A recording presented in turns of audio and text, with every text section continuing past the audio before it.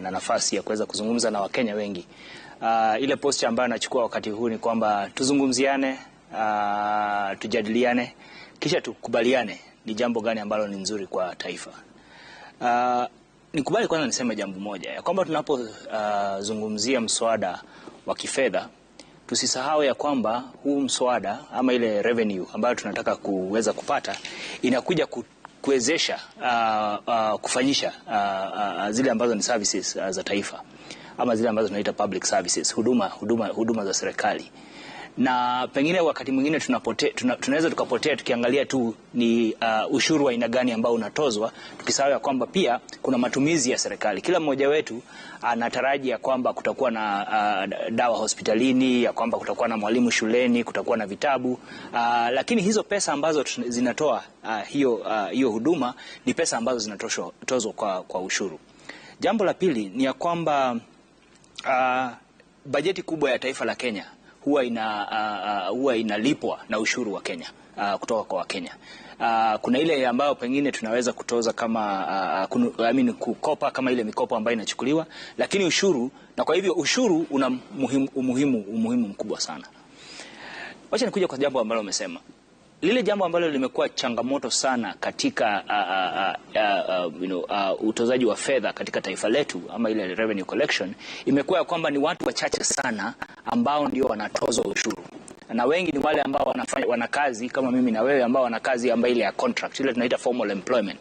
Na ni asilimia 20 tu ya watu ambao wako na nafasi za kazi kama hiyo. Asilimia 80 ni wale ambao tunasema wako katika ile sekta ya jua kali ama informal sector. Ingawa hiyo pia imebadilika kwa ukubwa sana.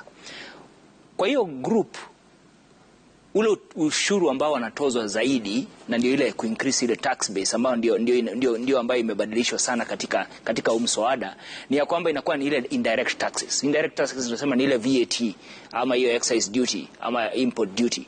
Lakini ile direct tax kama income tax, ile ambayo unatozwa kulingana na mapato yako, inakuta ya kwamba kwa hiyo group, hiyo asilimia 80 wengi hawalipi hiyo income tax, kwa sababu either wanajilipa mshahara mdogo sana, wengi wanajilipa mshahara 23,900 ili wakuwe tu chini ya ile threshold ya 24,000, yeah? Lakini wanaweza kulipa matumizi yao mengine. Kwa hivyo ndio imekuwa changamoto kuangalia. Kwa hivyo ile discussion ambayo iko kwa sasa ilikuwa ya kwamba ni jinsi gani ambavyo tunaweza tukaexpand ile tax base ili kuhakikisha kwamba kila Mkenya ambaye ana mapato anatoa kulingana na mapato yake na anaweza kuchangia katika ule ushuru. Lakini kuna changamoto. No. Changamoto iliyoko, na ndio maana Wakenya wengi wamezoa machungu mengi sana kulingana na huu mswada, ni ya kwamba ile mishahara ama ile tunasema income ama ile kutoka kwa biashara haijaweza kukua kulingana na yale matarajio ambayo yanahitajika katika ile tax bill. Mwaka wa 2021 hadi 22 tulikuwa ya kwamba tunatarajia ule ushuru kuwe na bilioni 50. So we expected an increase of 50 billion. Mwaka jana tukaongeza ya kwamba tuka increase na 211 billion. Kwa hivyo kutoka 50 billion to 211 billion. Kulingana na tarakimu ambazo tuko nazo sasa, hiyo target imekuwa missed as of April already, na karibu bilioni 300. Mwaka ambao unakuja tunataka ya kwamba hayo mapato sasa yakue hadi bilioni 302.